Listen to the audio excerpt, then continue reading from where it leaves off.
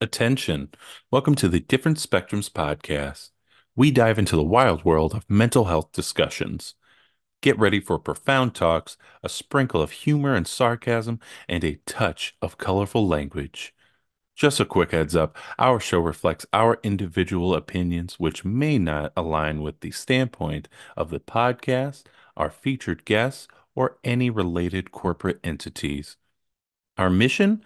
To illuminate through laughter and satire because everyone needs a good chuckle. Chill out and don't stress over the small stuff. Legal troubles? No, thank you. Cancel culture? Please spare us. We'd rather keep this space lawsuit free. So buckle up, have a good time, and join us as we navigate the vibrant realm of mental health on the Different Spectrums podcast.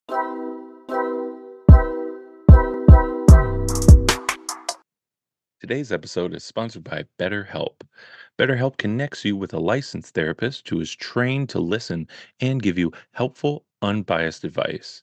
By using our link, you can get 10% off your first month of therapy. So, Naz, as a therapist on BetterHelp, what has your experience been like? I've been doing it since January of 2021, and it's been really fun and exciting. I've been able to reach clients all over the United States and the world. I've had good relationships. I've had folks that I've had for a couple months and a good handful where I've had for almost 2 years now. So it's magnificent. I've enjoyed my time and my clients. I love them. Awesome. You can do it all from your phone or computer via phone call, video chat, or messaging, however you feel the most comfortable. Let BetterHelp connect you to a therapist who can support you, all from the comfort of your own home. Visit betterhelp.com/DSP or choose Different Spectrums podcast during sign up and enjoy a special discount on your first month. Hey, everybody, we back again. Hey, we're back. We're live. You sure are. I'm Spencer, and that's our licensed clinical therapist, Nas. Shrimp boat captain. Nah, shrimp boat captain. Yeah, he's going to get that shrimp boat. I'll get it. With Sergeant Dan. Lieutenant Dan. Lieutenant. Sorry, he was lieutenant by the time. Yeah. No legs, Dan. All right. Remember, don't take us too seriously. Or do. It's completely up to you. There you go. Also, don't forget to wrap those likes for us. We'd really appreciate it. So, before we get into the nitty-gritty of the show, our next guest is an ADHD coach, a speaker, podcaster. She is also the host of now presenting ADHD podcast and tips from an ADHD coach on Misunderstood, the ADHD and Women podcast channel. Welcome to the show, Jaye Lin. Hello, and thank you for having me. And I apologize in advance because about now is when my meds start wearing off. So you might have to repeat yourself like 4 times. But It's about to get a little cookie in there. it's going to be great. It's going to be great. What we call Linsanity. Oh, Oh, thought that died. there's Yeah. a low-hanging fruit. Low-hanging Dead. fruit, yeah. My soul. Yeah. Welcome to the show. All right. So today we are doing the Apple TV film with Ryan Reynolds and Will Ferrell called Spirited. A tale as old as time, right? You know. We're going to be covering some topics today. One being afraid, being irredeemable. Then a couple other ones. Unredeemable. So irredeemable, I keep fucking that up, and I'm reading it. He can't read, folks. He's disabled. Also, wait a minute. There it is. Oh, It's that's a party. fucking It's a awesome. party. Yeah, forgot to put that on in my intro. Anyways, we're going to be talking about man hugs, as well as people changing, as well as putting in the work and making that choice every day. Someone's about to have a stroke on our podcast. I'm looking at the screen. I'm going to turn that off. All right. Anyways, before we get into it, Nas, anything? I assume it's going to be a good, funny podcast. We've already been talking shit for an hour until this point. A lot of good topics to talk about therapeutically. We're going to talk about some toxic relationships, kind of what that means, pouring from an empty cup, or just not going inside into me. I see intimacy. And how a lot of us will work on other people's shit, talk about other people's shit, project, right? But we never really work on our own stuff. What does that mean? Why do we do that? Why are we avoiding? And of course, on that, and the last bit, we're going to talk about consequences. Showing up every day, whether it be in the therapeutic office, whether it be in your job or your relationship, whether it just becomes being a piece of shit or being a good person. Not being like, your parents, not being like your abuser, choosing every day to be good. And what does that mean? How the hell do you do it? So there's going to be some really good education in here. There's also going to be some funny stories. We're going to talk about Governor Walz's son.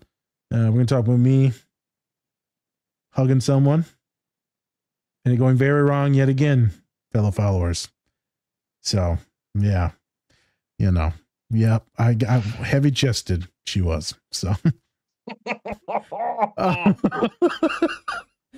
so let's have some fun. Let's rock out with Jay and let's rock out. Let's rock out. You're so corny. Well, I almost had the follow up to it, and I didn't. Rock out, cock out. Sorry, I had to do it. We all said it in our heads. Oh, yeah. All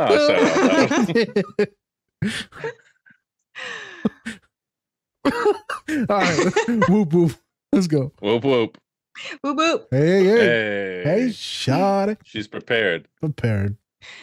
She forgot the script, but she remembered it. She remembered it. ADHD. The whoop whoop was in there. Well, she likes I can say it after you say it. Yeah. Then I'm just like, ooh, it's time. It's time. It's time. It's Goja. It's time. He's gonna kill us all. Oh, okay. Yeah. Good. All right, let's go do the fucking show. I've been canceled. Unredeemable. Yep. I know that wasn't easy, but you faced it and that took guts. And I'm proud of you. Come here. Yeah. Ease up. That's enough. You're gonna get ectoplasm all over me. All right. Your final ghost will be right with you. Now, it's a little imposing. Doesn't say much. Mostly points at stuff. Wait. Hold, that's it? You're leaving? Well, yeah. My part of the haunt is over. But don't worry. You're gonna do great. No. Hold on. You don't get to make me relive the worst moment of my life and then just F.O. What about you? I faced my kicker. Now it's your turn. Clint, how many times do I have to tell you it's not about me? Oh, well then, good afternoon. Oh no, you know I find that triggering. Yeah, you exactly take that down a notch. Who are you to tell anyone how to live their life when you're busy running away from your own? All right. No, that'll do. Not another word. Let's get you back to the office. There's no shame in admitting you're afraid. Oh yeah? What is it I'm so afraid of? You're afraid of that one question. What's he on about? I have no idea. Sure you do. It's the question that keeps you up at night. Keeps you working here year after year after year when you could be alive again. No. There is no call for singing. Now, come on. Doesn't matter how many people you change, no matter how much good you do, you still don't know the answer. The answer to what?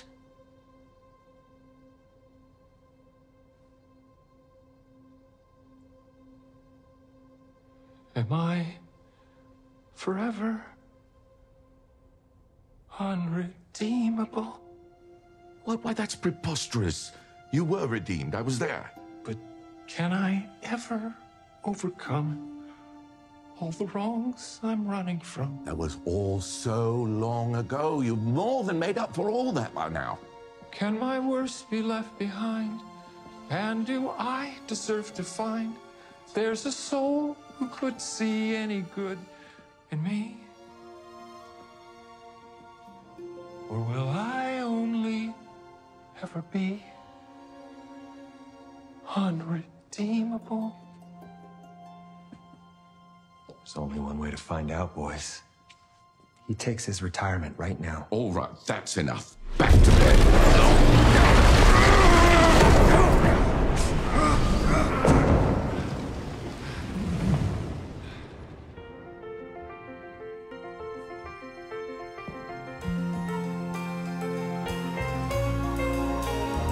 Spent every waking minute taking all that I could take.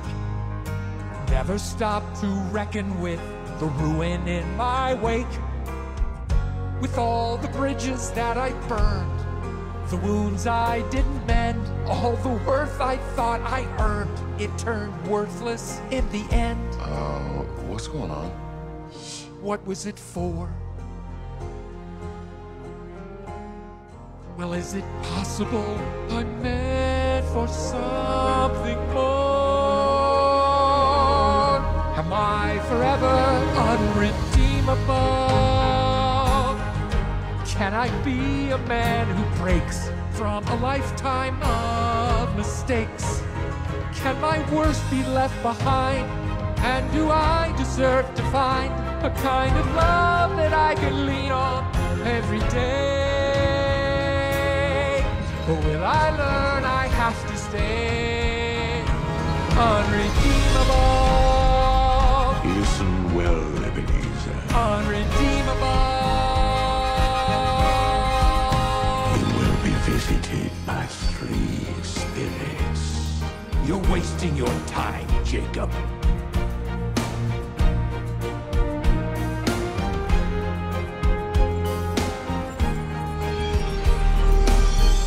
Are you sure?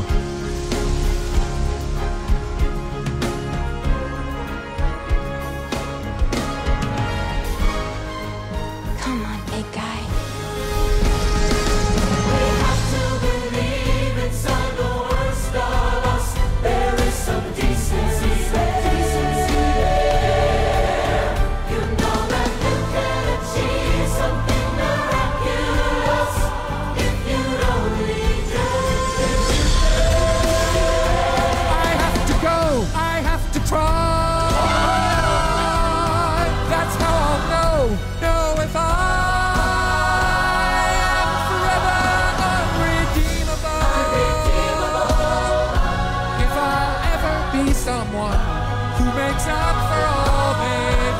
Or is all I am unlovable?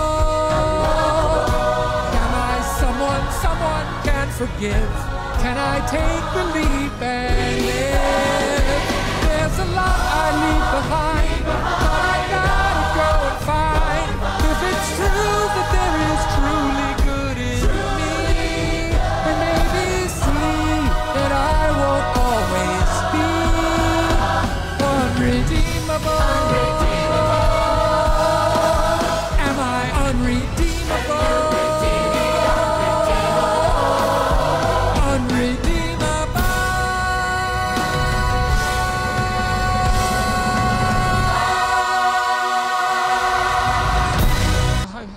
I gotta go back. Back? Can you even go back? Clint, just let me go. You don't want to be around for this. What do you mean by that? Hey, whoa, hold on a second. What are you gonna do? Are you crazy? It's still Christmas. There's still time. I'll go back and we'll figure something out and you'll change. People don't change. This isn't about me anymore. This is about you running away from your life again. All right? Look, you're here. You're human. Hey, besides, I thought that we were really becoming... Becoming what? I thought we were becoming, Bros? Yeah. I was gonna say friends, but bros. Yeah. I just, look, if you're not feeling that... No, I am. I mean, I didn't want to assume or make it weird. It's not weird. Yeah, I feel it a lot. Never had a bro. Well, you got one now. Your bro is telling you to calm down and come go ice skating with your new girlfriend. She thinks I'm good. Maybe you are. Oh, so now people do change? No, I don't know. I don't know. Maybe there's no magical quick fix.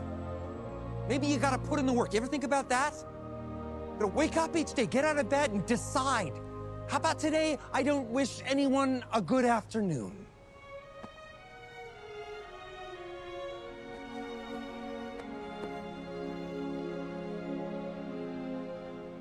Come on.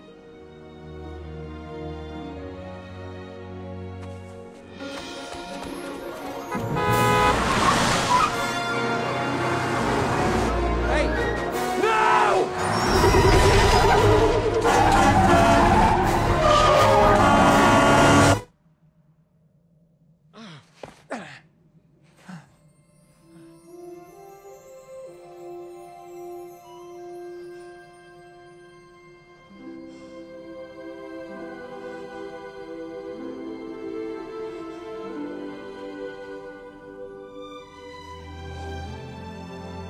What did you do? I don't know.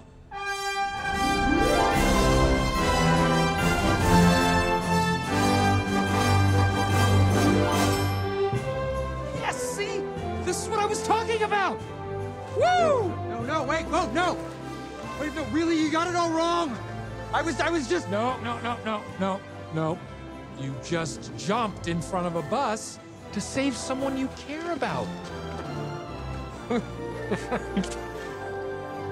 My bro. Your bro. It was just a reflex. Wait, did I? Are you sure? We've been doing this a long time, Mr. Briggs. We're quite sure. Hey everyone, I'm here to talk about our new collaborator, Toink Toys. They have a wide selection of, you guessed it, toys and other great collectibles. They have products from Marvel, Star Wars, Harry Potter, and everything pop culture. You could say they put the toy in Toink. So go check them out at toink.com and use our code Different Spectrums Podcast to get 10% off your entire order today. And we're back again. We're back and we're live. This is live, and Governor Waltz's son, Gus Waltz, crying his godforsaken eyes out. Jesus. I mean, this is what we call live action tears. I mean, it was intense. All jokes aside, it was magnificent to see that. As someone that's neurodivergent, I'm not going to say the kid's autistic, but they said neurodivergent, ADHD, learning disabilities, a few other things on there, nonverbal. I can't remember if it said nonverbal learning or processing or speaking himself, but there was something in there about being nonverbal. Right. I know he was happy and overjoyed. A lot of folks talked about him or other folks being neurodivergent, not being able to regulate when you're so joyous like this. And that's why he fully broke down. And I challenge a lot of folks to think about if your parents were up there, possibly getting ready to be nominated as the vice president of the United States, I'm pretty sure you'd be losing your shit too. Just like when players get drafted, the whole family's crying, like it's a big deal. I mean, me and my father cried when I signed my contract for my job. I had my father sign my contract. I'm like, here you go, Pops. You earned this. We're just sitting there crying as a family. Like this shit means stuff to people, folks. So I love that he cried. I love that men got to see that. I love that a lot of women supported the young man being emotional too. I love that you got to see a good family. Like this is what a good family looks like. So go ahead. The biggest thing for me was that not only did he feel safe to cry like that, but there were no kind of like shameful repercussions of doing that either. Because a lot of families would do that where they're just like, oh, stop it. You're embarrassing us or like whatever. And there was none of that. It was just like, he's going to cry. Everyone's going to tell each other they love each other and give big hugs. It's kind of what I always wanted. You know? Facts. Who the fuck wouldn't want that? I can hear people like, to be a man. He was being a man. Being a man proud of his father. Yeah. So Spencer lucky, right? He knows, right? It's his state. Minnesota's his state. Yes, we are very proud of Governor Walz. Now, hopefully, Vice President Walz. Yeah, he's always been great. Honestly, throughout like the pandemic, people criticized him and things like that for some of the things that was going on, but at the same time, I don't think anybody else could really handle it the way he did, especially with everything that happened, like with the murder of George Floyd and then with COVID happening and everything like that. I think, he handled everything very well. And I can't wait to see, everything that he does in the White House at some point. So, real quick, I heard Michelle, say, you know what? Maybe one of those black jobs you were talking about is the president of the United States. I was like, damn. Yeah, they went all out for the DNC, bro. They did. They did. It was pretty good. Michelle be laying some shit down, boy. All right. I'm done with my piece. I'll hand it All over to Spence. Let's do a show. All right. So, welcome to the show, Jay. Just want to get to know you a little bit. You tell us, how did you get to where you are now? What's been your journey to get to be a ADHD coach? Oh, wow. It was a very ADHD journey. It's probably the Okay. best way that I'll put it. You know, I started off as a music major and then changed my major to hospitality. Got out of school right at the height of the recession, so couldn't find a management job. Started working in restaurants, opened a food truck, opened a restaurant in downtown San Jose. Thoroughly burned out and decided I would like to work a job that gives me dental insurance. So I just started working office gigs, jumping from place to place, doing a lot of like whatever I could basically. And I ended up as an admin at Google after many years of just grinding it out. Mm. And that's where I hit this wall because it really was like nothing I'd ever experienced before. Google's like the cream of the crop. Everyone there is like the excellence of every other company. And I just felt like I could no longer be the star. I was now just like everyone else, but not doing enough, not being good enough. And it was then like during this burnout period that I got my ADHD diagnosis, changed everything. And then, you know, started the ADHD Women at Google Employee Resource Group, started going to coaching school, mostly just because I wanted to learn more about ADHD and maybe create a coaching program like peer coaching at Google, but then just kind of fell in love with ADHD coaching. So left my job at Google and now I'm a full-time coach. But I feel like I have a lot of opinions. I have a lot to say. And so that's why I started doing the podcast because coaching really isn't that, you know, Yeah. like you can't share those opinions. You can't give tips or anything in coaching. So that's why I started doing like social media stuff and the podcast. And it's so I can share those tips without being an unethical coach, basically. Yeah. So that's my journey over here. What were you cooking? What were you cooking up? Oh, so many things. Okay. So when I first opened my food truck, I wanted to make low calorie comfort food. So like lower calorie mac and cheese and chicken nachos and rice bowls and stuff like that, where it doesn't feel like we're giving anything up. Yeah. To eat more fiber and vegetables and stuff like that. And then this is what I did, which was a huge mistake. I said, I'm going to go on the food truck diet and see like how much weight I can lose eating mac and cheese every day or whatever. And so I only ate food off of my truck for like a month. And then I was like, I never want to look at this or smell this ever again. No. And so I changed the concept to sliders and pie, which is a very high calorie comfort food. Mhm. And then I got carpal tunnel in both of my wrists. So I sold the truck and I had a friend who owned a bar, a very popular bar downtown. And he was just like, do you want to open this restaurant with me? So I was like, okay. And we made, at the time, very obscure American classics. The Bay Area didn't really have anything that the rest of the country was making. And we're like, this is really cool. We should be making some of that. We were like one of the first ones to make like shrimp and grits in San Jose. And, you know, we had a lot of game meat. So like rabbit and waffles. And we only served pie for dessert, which is really hard to find at the time. This was 2012 or 2013. So that's what I used to cook. And now I'm actually working on a cookbook for people who have executive function difficulties. Oh, nice.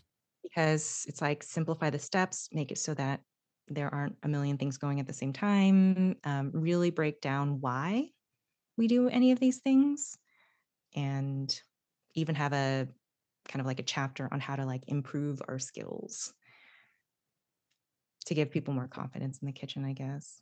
But yeah, that's what I'm working on. I think I'm gonna love Spencer.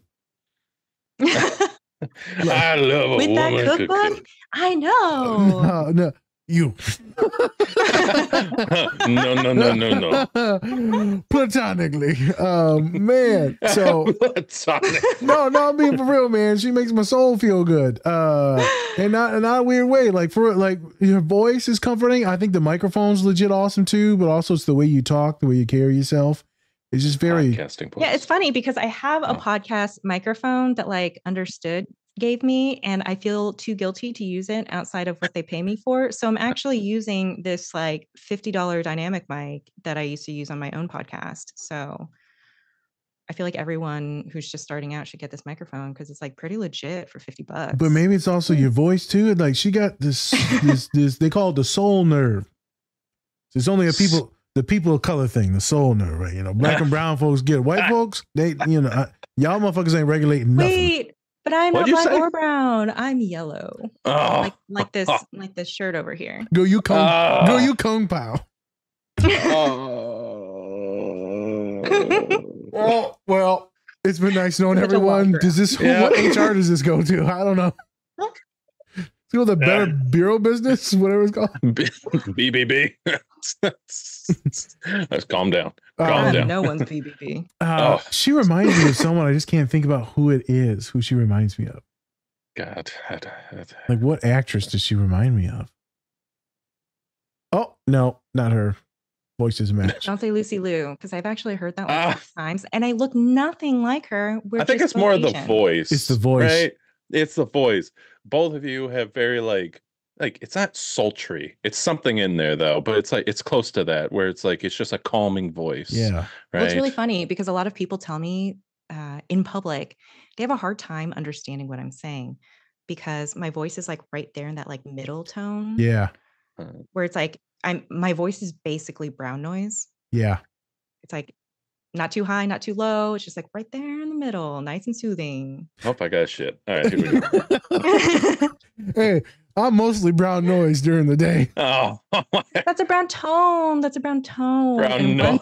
Hey, I'm gonna figure out how I can make that tone. Well, you know, I'm a brown tone. I'm a brown taste. I'm a brown smell. You know, I'm just brown. My jaws is brown. All right, let's get back to the questions. Anyways, so I read this about you on your biography on your website that how school was a very tough thing for you growing up. And I think a lot of people with ADHD, myself included, just it's a very tough thing, right? It's tough to not only concentrate, but then sometimes you just are like, I want to do like 80 other things except for doing this one thing that I have to get done at the last minute.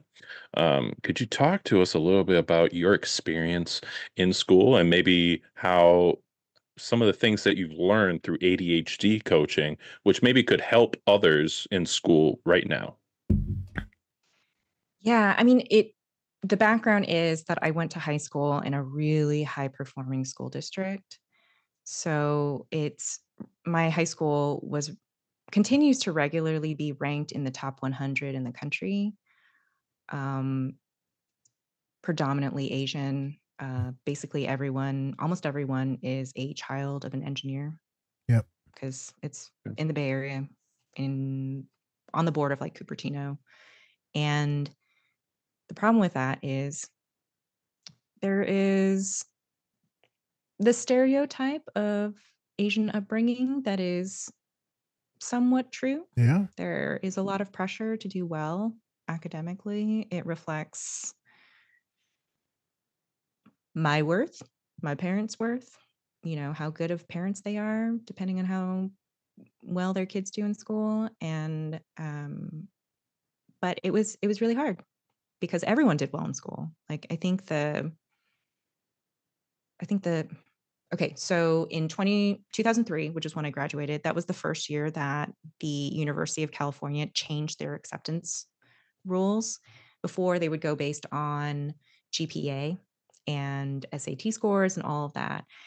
And instead, because they were noticing that people from my school and similar schools were basically all getting filtered in through the UC Berkeley and UCLA, they said, we need to make this more fair. So they ended up taking a percentage of each class. Like the top Yep. 1% gets to go to the school of their choice, and the top 3 or 5, 10% or whatever gets to be accepted into AUC, right?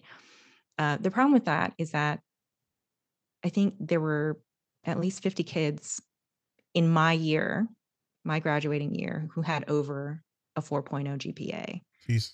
And so it's like I had a 3.05, which for a lot of families, they're like, yeah, that's pretty good. You know, after I took summer school and I made up my classes and stuff like that, I got a 3.05.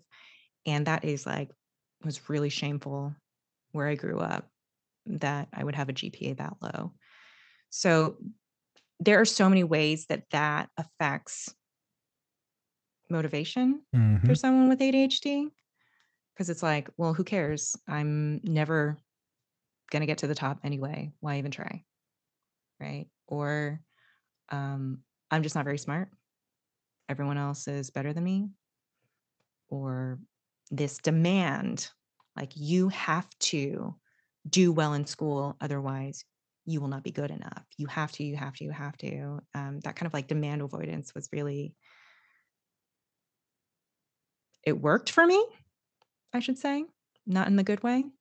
You know, I was very demand avoidant of a lot of things. Yeah. And my mom went to seminars on how to deal with problem children Oh. because of me. And meanwhile, my sister, who I think is neurotypical, who knows though, it's hard to say, she got over a 4.0. She was homecoming princess twice. She was all-star, like all-state on 3 different sports teams. Damn. Key club president, ASB treasurer, and was just this overachiever type. And we were just two polar opposites, I think, because I wanted to strike out and be good enough. And I think next to my sister, there was no way that I ever would be doing the same stuff that she did. Right. And did that affect your relationship with your sister at all? Oh, yeah. And she was only 18 months older than me. Mhm. She's still alive. She is 18 months older than me She and killed only her. 1 grade away. Oh, she's like, yeah, she's back there. She's gone. Yeah. She's buried. So, you know, like we went to middle school together, we went to high school, did everything together. And the dynamics with me and my sister are really interesting because now that we're adults, we've realized that everything we've done towards each other in a cruel way was because we wanted what the other person had. Mhm. Right. So I got into the GATE program, which is like a gifted kids program. My sister didn't. She took the same tests, didn't get in. And so my sister looked at me, not doing my homework, not doing any, you know, all this other stuff, still getting a ton of praise because I was still good at a lot of things, like, you know, got a part in the school play, got the solo in choir, like all of this stuff. And she would see that, you know, my parents would say like, oh no, we love you two equally. And she's like, I've done everything you've ever asked of me. I have studied. She came home with a B+ one time and she got chewed up by my parents. And then I came home with a report card full of C's and they were just like, great, you passed all your classes. And that's really unfair to her that she would get that different experience, right? And so she's like, why does she get to have everything? She's not even trying. I'm working so hard and I don't get any of that. Right. Mm. So it's really interesting because we had a really kind of like sibling rivalry kind of thing when we were younger, and we weren't our best selves to each other. We were kind of like cruel kids to each other. You better And now? Yeah, we are. I mean, our lives are very different now. You know, she has 4 kids and politically we're very extremely different. Hmm. But yeah, we're very good now. Okay. And there was a day that I came to visit her after I moved to the Pacific Northwest, and I pulled her aside because I had this like revelation just like a few months before where I was talking about this like kind of reaction that I have because of stuff that she used to say to me. You know, my inner critic doesn't sound like me. It sounds like my sister. And Bitch. yeah, Sorry. she wasn't the nicest, but you know, I wasn't the best either. But Double bitch.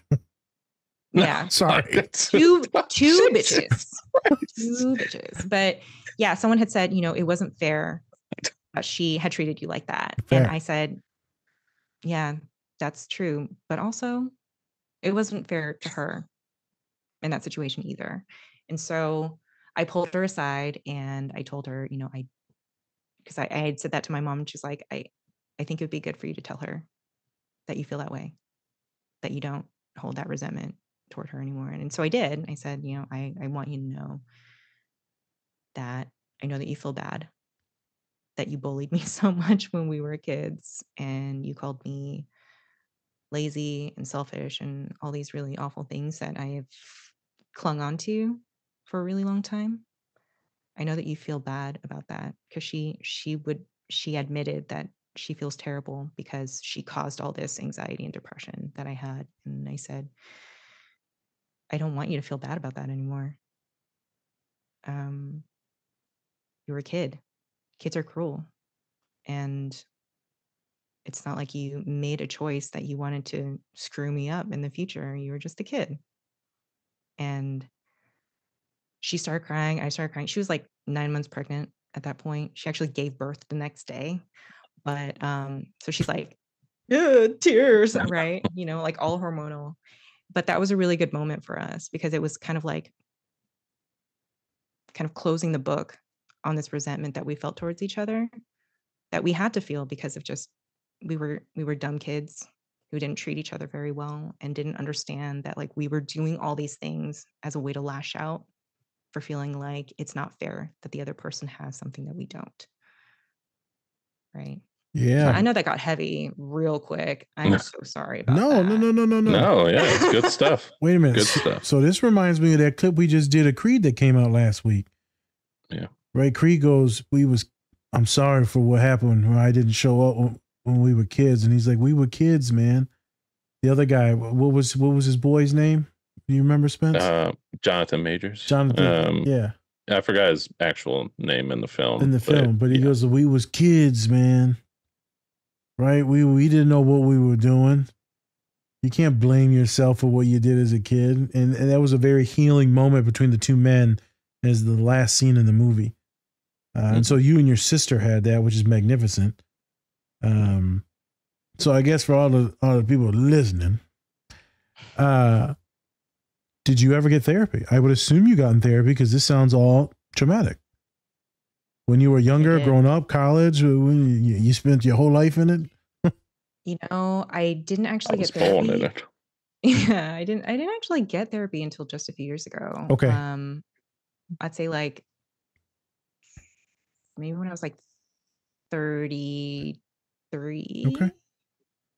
So like not even too long ago. But now I'm just like a real hardcore therapy fanatic. Whenever people are like, yeah, so when do you think you'll be done with therapy?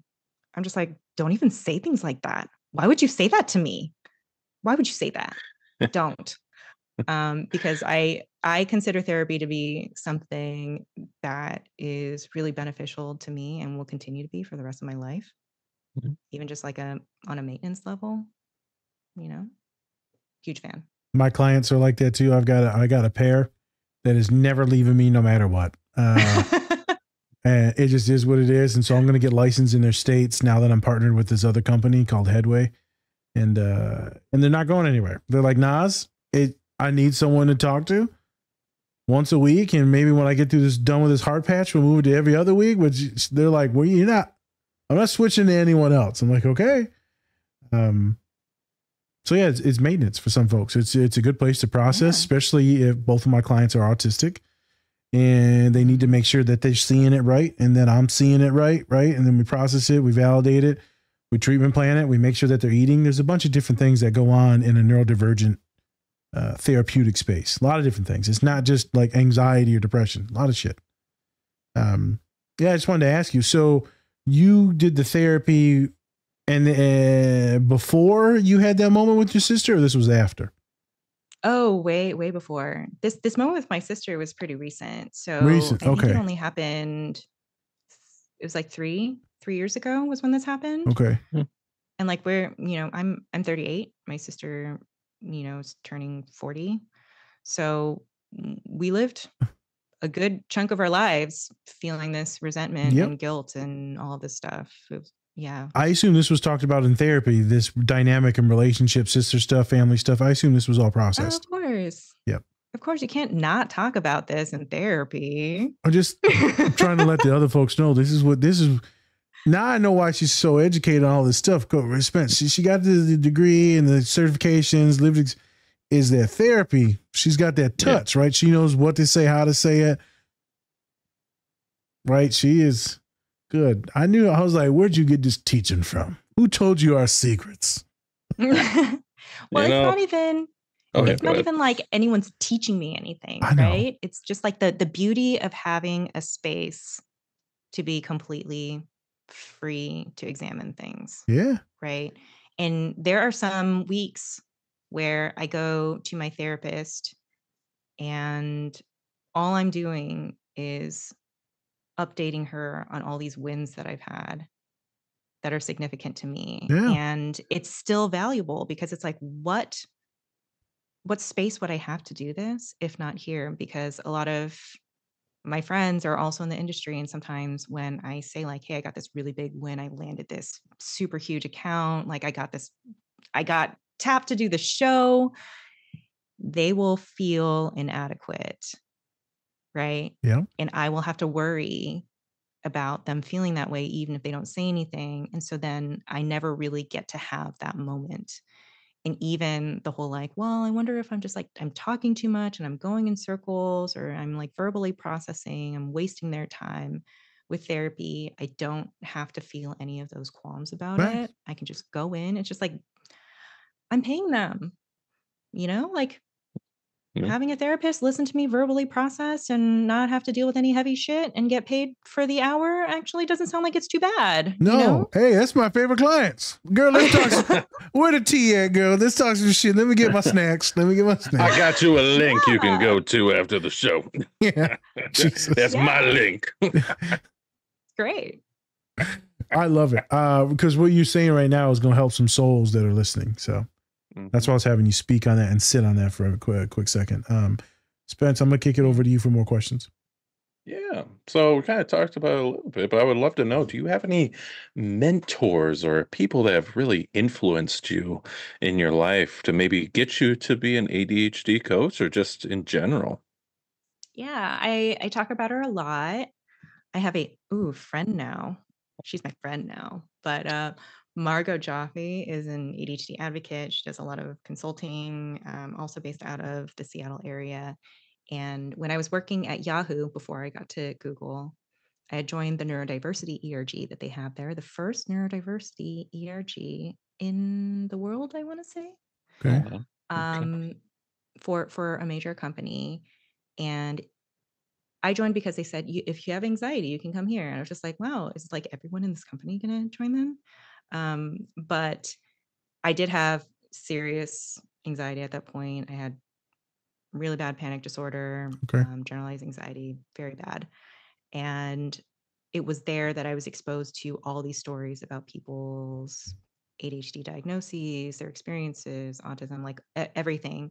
And there was just such an environment of acceptance and celebration and a very different vibe than a lot of what I experienced before with, mental health and being different and all that stuff. Like this was really just such a wonderful place to be.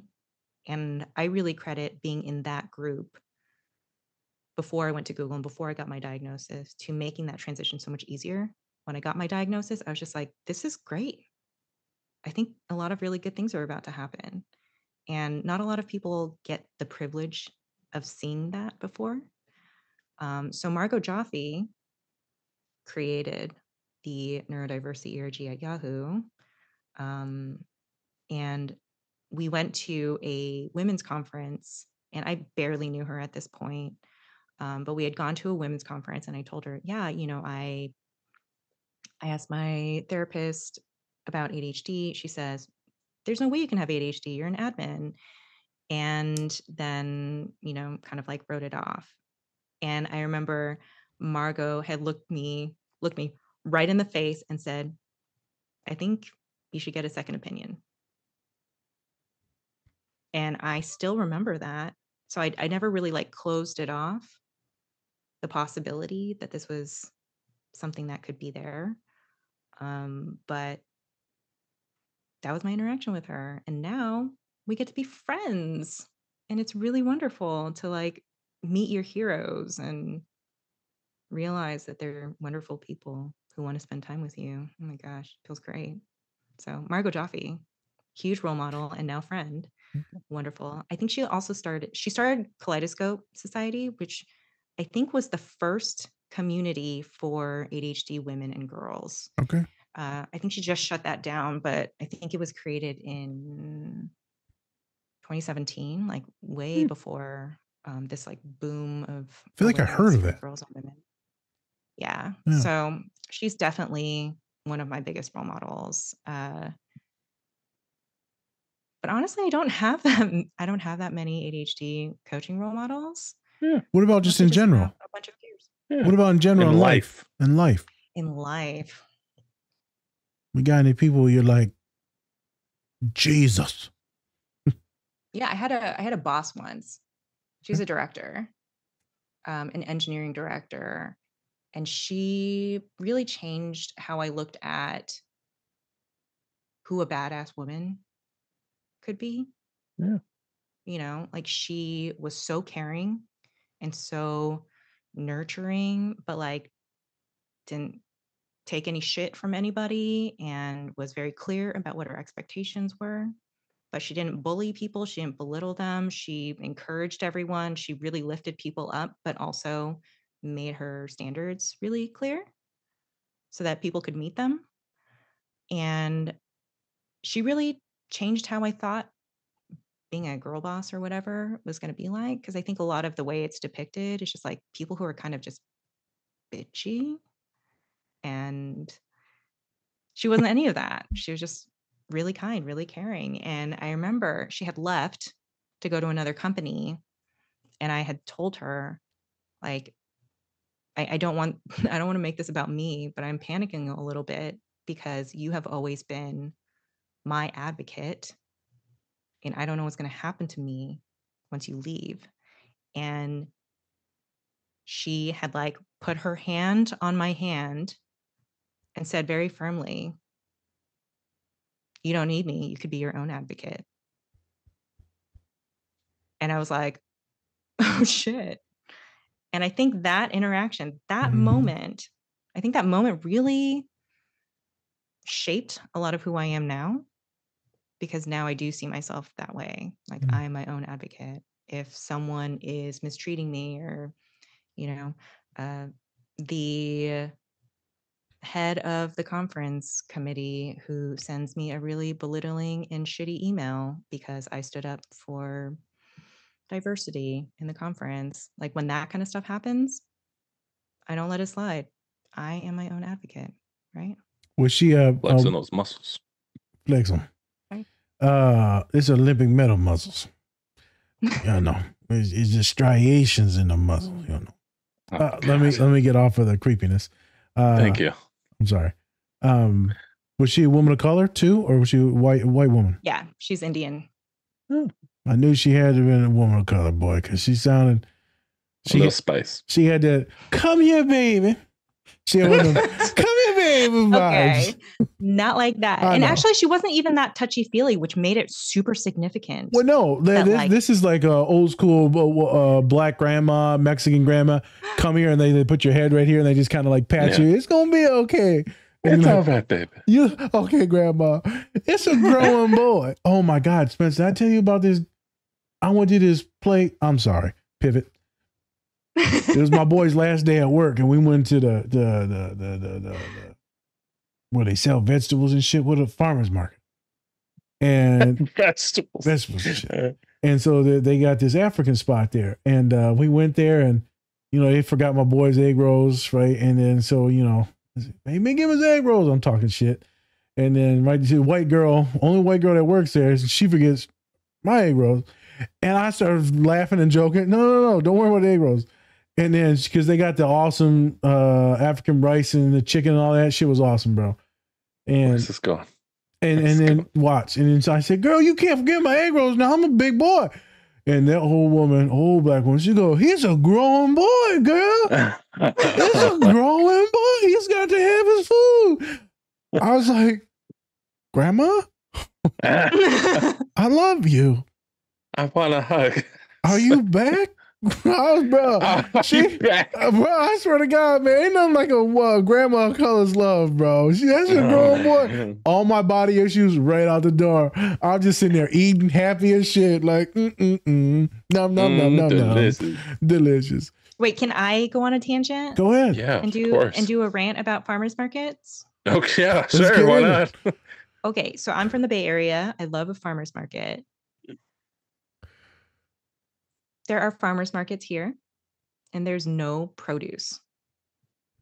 Okay. There's like maybe like 3 or 4. There's like cookies. Maybe 30 stands.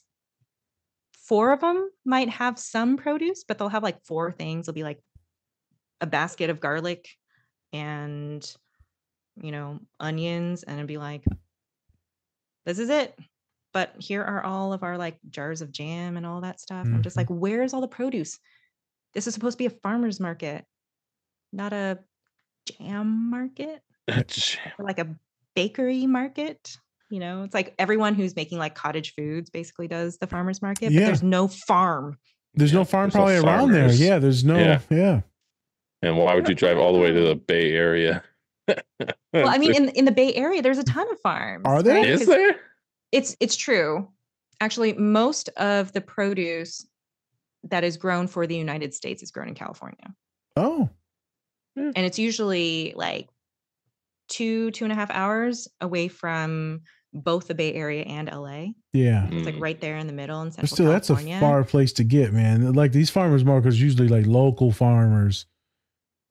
This California stuff is like industrial farmers. That's bank farming and shit. Like my parents, my dad's from California. Yeah. My mom used to live in California. They used to go to all the different flea markets and stuff like that.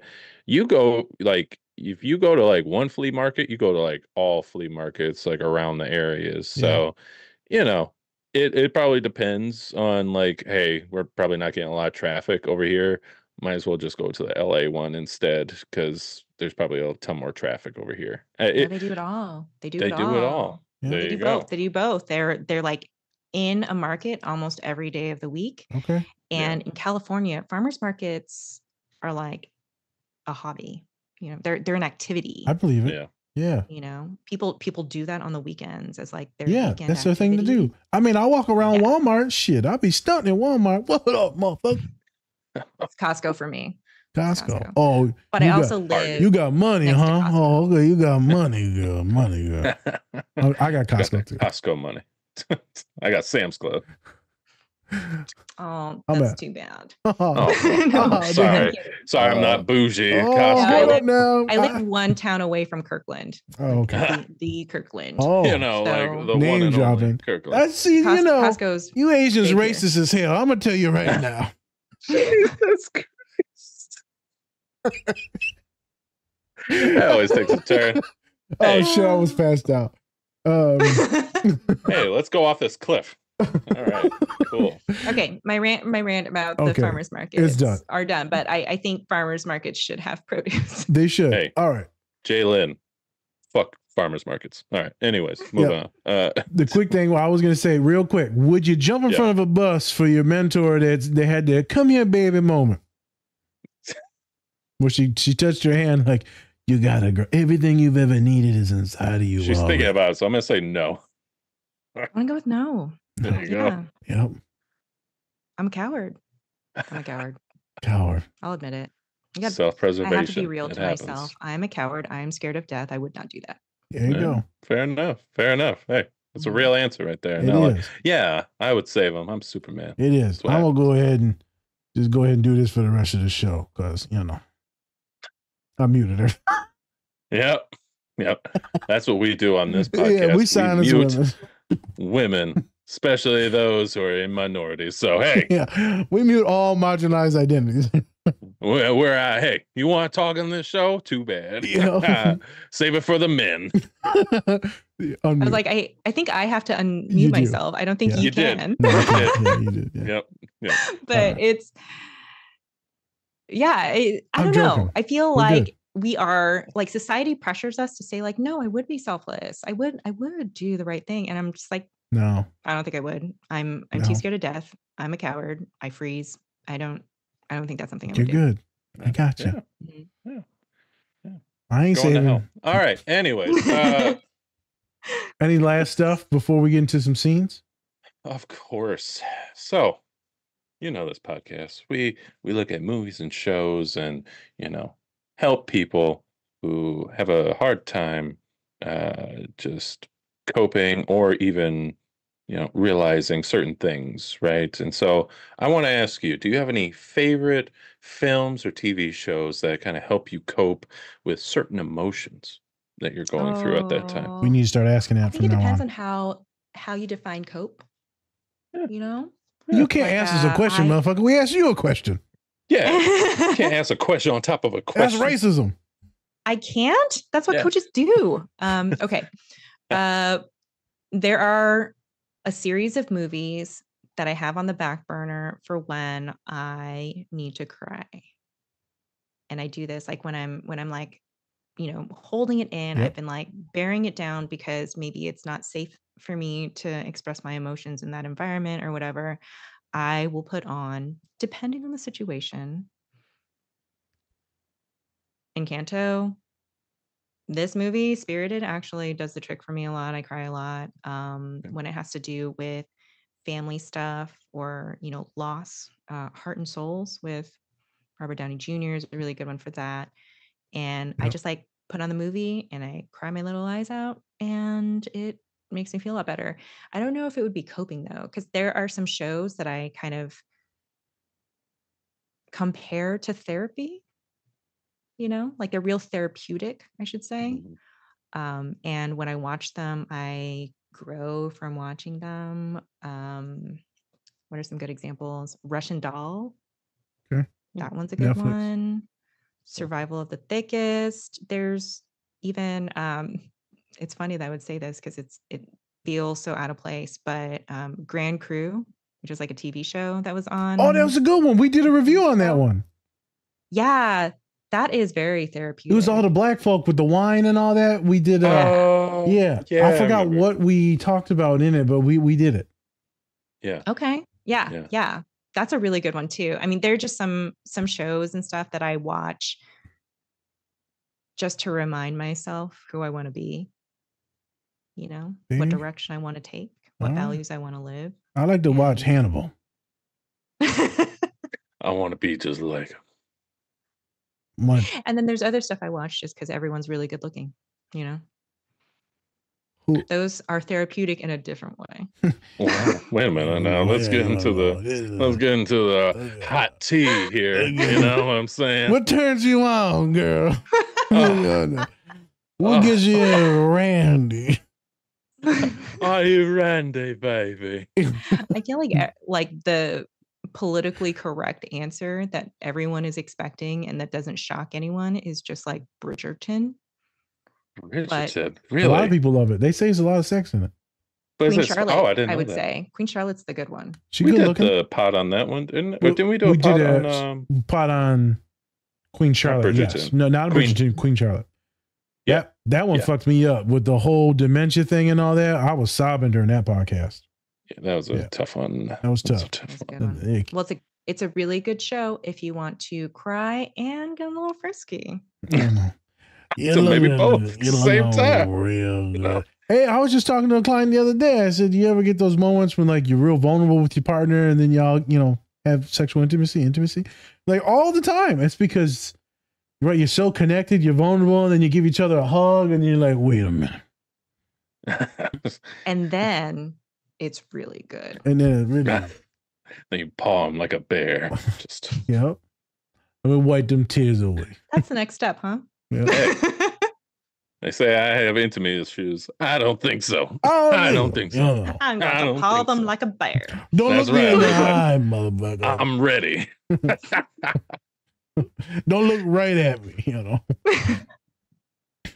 All right. Let's Yeah, let's get into it. Spence, we're gonna start asking that before we get to all the scenes from now on. Is what's your favorite coping ones? What's your ones that put you Randy? We're not gonna ask that one. Yeah, don't ask that one. But coping, but also good cry one. I like that. Thank you for this, both of you. That's good cries are valuable finds. Yep. Hey, I've been watching Hot Ones, so I've been getting my, interview skills up. You know what I'm saying? Look at you. Sean. What up, Sean? Appropriating the way, man. That's right. I take it from them now. All right. Reparations. So let's get into it. So we are doing the movie Spirited. Yeah. Ryan Reynolds, Will Ferrell. There we go. It's on. And what's Spirited all about? Yeah. So it is a musical with Ryan Reynolds and Will Ferrell. Will Ferrell, I don't know if I'm giving too much of this away, but Will Ferrell plays Ebenezer Scrooge. Yeah, I figured that out. Who has turned into the ghost of Christmas present in the delivery, right? So in these scenes, what is happening is Will Ferrell's character, Ebenezer Scrooge, he convinces the group to target someone who is labeled unredeemable instead of someone who is like, attainably could be a better person, right? So he convinces them to do this unattainable thing, and he says that he will finally take his retirement to make this work. And his retirement would be going back to Earth as a mortal and living life again as a human. And he was able to do it so long ago, but he continues to keep being the ghost of Christmas present. So in this scene, after a bunch of expected mishaps, because it is a comedy musical, of course, Ryan Reynolds' character, who is a piece of shit, he kind of wiggles his way into his heart, and he figures out that Will Ferrell's character is very scared of taking his retirement and going back to the world as a human because he was an unredeemable Scrooge. And then he was able to be redeemed and then died 3 weeks later. Ooh. So there's always a question in his head about whether or not he was actually redeemed and he was actually a good person, or if he died before anything had to be tested. And so in this scene, he decides to take the leap after questioning whether or not he is unredeemable. And when I watched it, it really hit me right in the chest. I cried like a baby. Why? Because, well, at that time, and I didn't tell either of you this yet, at that time, this was what, 2 years ago when this movie came out? I think so. I was living in this apartment, a year and a half. I was living in this apartment and I was not leaving my apartment for anything other than, walking my dog and all of that. I didn't make friends. I purposely didn't make friends. I didn't date. I didn't do anything. I was just like, I have to dedicate my life to the cause, to this, to making things better for us. And I can't waste my time with social stuff. It's not a good use of my time. And when I watched this, I was just like, this is what I'm running from. This is what I'm scared of. That maybe all this progress that I made during the pandemic when I was alone and, had a lot of growth and worked on myself, maybe it's only because I am not around people that I was able to grow the way that I did. And if I do kind of enter the world again, what if I am a piece of shit again? Right? So that's something that was going through my head. But as I, kept watching it to cry, I realized that this kind of is an analogy for a lot of the people that I know in the ADHD professionals community, and a lot of providers really choose to focus on their clients' growth or their patients' growth or all this stuff, and like helping them. I need to help them. And I will say something very controversial that a lot of people are probably going to give me a lot of shit about, but the most dysregulated, messed up, reactive, emotionally dysregulated people I know are all ADHD coaches. And a lot of them cannot look within, and they won't. They're like, no, I need to fix other people. It's not about me. I can go continue reacting and yelling at you for no reason and treating you like shit because I'm feeling insecure. I don't need to work on any of that. I help people. Like, I do the helping. I don't need help, right? And I see that a lot, like, unfortunately. And I have to remind myself pretty much on a daily basis that the work has to start with me. And I can't expect anyone to do any growth that I'm not willing to do myself. Like, that's how I can be a role model to other people. Thanks. You think this applies to like therapists, nurses, teachers too? I think it applies to a wide swath. So definitely therapists. And I will say this, my friends and I talk about this a lot. My most toxic relationship was with a therapist. Dude was fucked up, treated me like shit. Jesus. Sucked, right?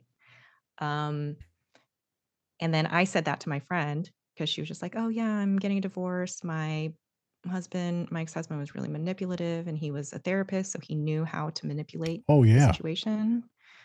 And I was just like, yeah, my most toxic relationship was with a therapist. And then another friend who was standing next to us was like, oh, me too. Yeah, mine was a therapist too. And then someone else who was like standing next to them were just like, are you talking about like therapists that we've dated? And we're like, yeah. And he was just like, oh yeah, I dated a therapist too. And we're like, how was it? And he was just like, oh, super toxic. So far, no one I know has had a good relationship with an ADHD coach or a therapist. It's pretty bad, except for like Gwen and Ron, of course. They're great. Well, yeah. They're Ron and you. Of course, you a good one. You know, you the only. I'm not in a relationship though, unless you count my tiny dog. So hey, you know. Don't do it. Is it really a dog, or are they just a furry? Unfortunately, really a dog. Okay. Jay's into furries. Sorry. No. Hey, go on. You know. No, man, I believe it. I 100% believe it. I know so many therapists that are going through it. I know a lot of folks don't have the emotional and mental capacity to handle their own shit because they've been getting in degrees, trying to help other folks, right? There just isn't time. Now they got children. And a lot of the folks I know, women I know, because like therapy is mostly white women, they want to have children eventually. So after they get their degree, they're in their late 20s, they work a couple of years, and now it's time to have a kid. And so they never really got to do any self-work because they've always been grinding, which leads into a lot of fucked up shit. And if we're being really truthful, most therapists go into therapy to help others because they want to help the little versions of themselves, but then they never really get that good coping skills, grounding techniques, internalize it instead of transferring shit. You know, they got a ton of trauma, addiction issues, daddy issues, mommy issues. Right? There's a lot of shit. I got tons of shit. But I'm aware of it, and I know when it's coming out, and I know how to talk about it in therapy if it's even coming out with the client. And so it's about being aware and knowledgeable, but a lot of people don't want to look in. Well, my autistic ass does nothing but look in all the time, and I'm connecting dots and trying to figure out what's going on. And, you know, why did I feel that way? Was that a dot or a nipple, Spence? Don't worry about it. I'll connect both. I'll connect. It's hard to say. You know. I mean, it's also two things, right? If they have the prestige of like, I'm a mental health professional, no one's gonna hire me if they think that I'm a mess. So I have to put on this air that I am, like, have my shit together. I, can keep a clean house. I can do all this stuff, even if I can't. And then that whole like masking piece, Identity. I think adds to the I can't look within kind of thing Yep. too. And I think it's the same with parents. Like, they have to be the ones who know best and, to give authority. They can't show their vulnerabilities. They can't be imperfect and all these things. And so a lot of parents I see who have ADHD and their kids have ADHD, they're like, "Oh no, we're going to focus on the kid." I'm like, "Okay, well, I require that every teen that I coach, the parents come to me for coaching at least once a month, because these kids don't have autonomy over their lives. So if their parents aren't on board with what they want to do, they can't do it anyway, right? So I require the parents come and see me, and during that time they're just like, "No, we want to know what we can do to make them better." And so when I ask them, like, questions about how they're feeling and, what makes this important for them, they're like, "No, no, no, no, I'm not the one being coached here. We're not talking about me. We're talking about my kid." And it's like, okay, I see what's going on here. See with my peers too. Yeah. You want to work on someone else, not yourself? Okay. Yeah. You're right. Yeah, you're right. I've had it with parents, folks, clients, especially when they got partners and they're like, she's the fucked up one. He's the fucked up one. You the craziest shit too. Let's be honest now. I had a client come in the other day, Spence, talking cash shit, some melodrama about roommates, this and that. I'm going to do this. I'm going to do that. I said, for one, you're not going to do none of the violence that you just said. Otherwise, your ass will be kicked out of school and then arrested. So you can stop with the bullshit because you ain't about that life, for one. And then I said, girl, this shit didn't escalate and all this stuff happened. A lot of crazy shit that they said in this report. Unless you was doing something. Because this didn't just come out of pocket, this one situation. Well, I'm like, oh, here it comes. Yep. All right. So this is a long lasting thing. Oh, all the girls are toxic. Oh, so all y'all hate each other? Oh, okay. Got it. Yeah, in a sorority too? Oh, okay, yep. I'm like, because the stuff that you said does not just happen. And then now the dads are involved. So why did I bring this up? Because people never want to take accountability. And all they want to do is like blame others. And I'm like, we got to take accountability here, homie. Interesting. Yeah, and the opposite is also really beneficial. The opposite of that, where we are taking accountability even when no one's telling us to. Every time someone is a dick to me, and I'm just like, wow, that was really uncool. The next step after I allow myself to simmer down a little bit is to see if there are any moments where I am inadvertently doing the same thing to other people. Yep. And when I do that, one, it humanizes them. So I'm no longer just really mad. It's like, okay, we're all human. We all do things without realizing what we're doing, and brings that perspective in instead of just feeling like I've been wronged a lot. But on top of that, it allows me to grow in ways where it's not a pressure cooker of growth. It's like a determined, intentional kind of avenue for it. And that's really nice. Highly recommend it. Yeah. So I'm going to put a little pause here because I'm going to say something. And at first I'm like, damn, I didn't preface something when I said something to you earlier. I said, girl, you're autistic as shit. And I knew it. I know you didn't take offense to that, but I wanted to make sure I meant that with the most love and respect and admiration that I could. Of course. Okay. I wasn't sure that you took it that way, but I was like, damn, since I didn't give you that context, I'm like, she might've got mad. I agreed with you. I know, but still though, you could be like, oh, do I look like I'm eating Legos or something? Deep fried Legos. Thank you very much. What are you trying to say is a characteristic of autistic folks? Yeah. All Asians. All Asians eat Legos. All Asians. Y'all motherfuckers made them. Oh my God. But no, I wanted to take that moment because I felt weird because I don't know you. And thus I can't assume or predict the algorithm and how you perceive me. And I normally give people that context, like, hey, you autistic as shit, and I love it. I didn't say that necessarily with you. So I was thinking about it and then I forgot about it. And then you're like, hey, maybe when someone was addicted to me, or I usually think if someone treats me like shit, what are they going through? What are the reasons what could have led them to that? And also, did I do anything to them? Maybe I trigger them because of a bunch of different reasons. Me and Spence, we go into certain stores. We know that we trigger folks, right? Two big guys. Spence is big dude, right? So my brother's bebopping around, his Tourette's. I'm talking shit and singing, and people look at us like we're fucking weird or like we're gonna rob them, whatever. I don't know what traumas they got. I know when I'm walking down the street, me and Spence, and there's a group of women coming, they're probably gonna go on the other side. And I get it. I don't take offense to it. Is it a little racial? Yeah, I get, but they're trying to protect themselves. So it is what it is. We all have these internal racial bias things. I do my best not to take full offense. And then I do some analyzing. The sad thing is when you're ADHD, autistic, anxious, you might overanalyze too much. Now you're just stuck in your head for hours and hours and hours. Now you can't sleep. Yeah. Now you don't wake up. Now you don't eat. Now you don't do. So your executive functioning get fucked up because we get too much into me, I see. So there's pros and cons to this, right? Everything is in moderation.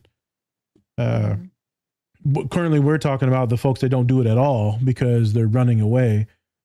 And they're saying that they're like helping everyone. They got that Jesus complex. I'm gonna help everybody. No, I'm a good person. I'm a good person. I didn't say you weren't a good person. I just think you should think about some shit, Bethany. Mm-hmm. Yeah, I told you that this thing that you do hurts me, and you are going to be like, I'm a good person. How dare you say those things to me? It's like, you got some work to do. You got some work to do. Yeah. That really did happen to me, by the way. Oh, no, I believe it. I've been that person that you just said. Nas, you know what you said was this and that. Oh, fuck you. My lips stick out like that too. I'm not allowed to something. Yeah. It's really common. Yeah. I save people's lives, goddammit. What do you do? I save people's lives too. Well, I'll kill you, and then what? No. Man, saving shit now, Bethany. Yeah, Bethany. Fuck you. It sounds like I hate white people, man. You really do. Well, I said that I kill you thing is because some folks, right? We talked about in the last pod with Eric and how that young man got overstimulated, and he said, "How can you hurt someone? You make them afraid of you. When you're autistic, some of us deregulate into like this theoretical violence, like I'll harm you, even though we're not planning on doing anything, but you want people to be scared because you're terrified. So I'm gonna terrify you now."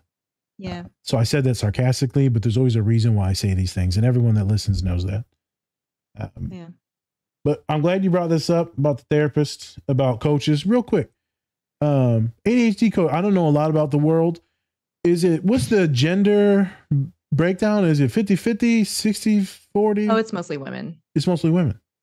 Yeah, it's mostly women. Okay. Mm-hmm. I would say probably very similar to the therapist breakdown. So white women? Yes. Damn, why are you scared to say it, girl? You can say it. They're white. Yeah. You see them. I'm going to be scared to say white women. Them be the ones. Do you see that? Did you hear that tremble? I did. They're coming to get you. I'm telling you, man, it's fucking terrifying. That's all you see on Instagram, TikTok. And there's this new creator, young woman, I'm forgetting her name, autistic ADHD, and she's talking about trying to promote folks of color because we don't get a lot of good spaces. Black, brown, indigenous, right, Asian. It's mostly all you see is these white faces. The algorithm and eats I'm it actually up. I'm writing a podcast episode about this because I have a theory to why that happens. Of course, I have a theory. I'm autistic. I have to make sense of everything, right?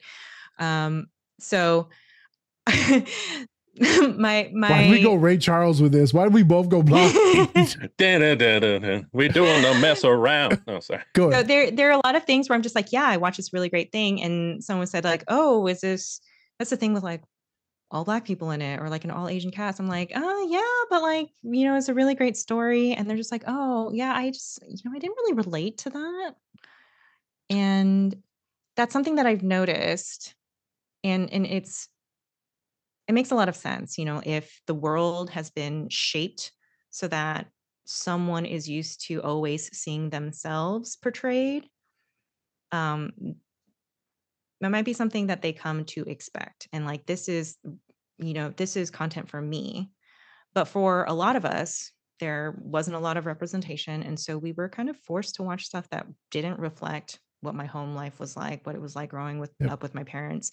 And we were able to kind of view that and enjoy that for what it is, even if it didn't relate to our personal experiences, right? But I think for a lot of white people, they're just not used to that. And so they'll see, a show that's an all Asian cast and be like, oh, well, that's not for me. I'm not going to resonate with that. And that's not true. That's not true. Yep. And the example I use a lot is Survival of the Thickest is one of my favorite shows. I think it's hilarious. It's therapeutic. I just love her so much. But none of that show is my life, right? I'm not Black. Look it up.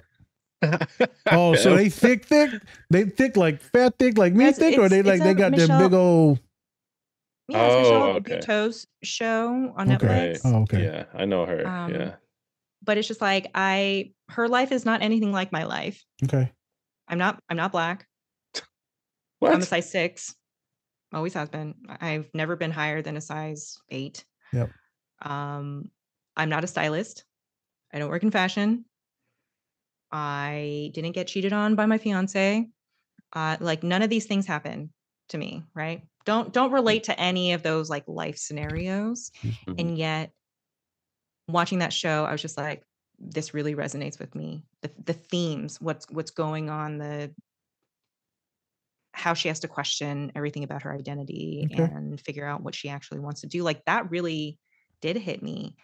And I didn't have to come from that exact background to get there. So you know what I mean? So the theory is a lot of folks of color are used to seeing themselves in other stories, whether it be folks of color or white, but white folks specifically see mostly stories themselves because they want to see themselves. So they're actually listening to these other white women talking, where me, I ain't gonna lie. When I see it on Instagram, TikTok, Spence, next. But then when I come across Jay's, I'm like, I give it a shot. I give it a shot. I'll try it. Because I'm Asian. I ain't gonna lie. I know. Oh, no, play that game. Yeah, no, I play it. I play it real good. I play that. Wait a minute. Why are we talking about? I'm stopping. I'm stopping. Moving on. But everyone who's autistic right now is like, what the fuck is going on? We're talking about sex. We're talking about sex. But no, get away from that.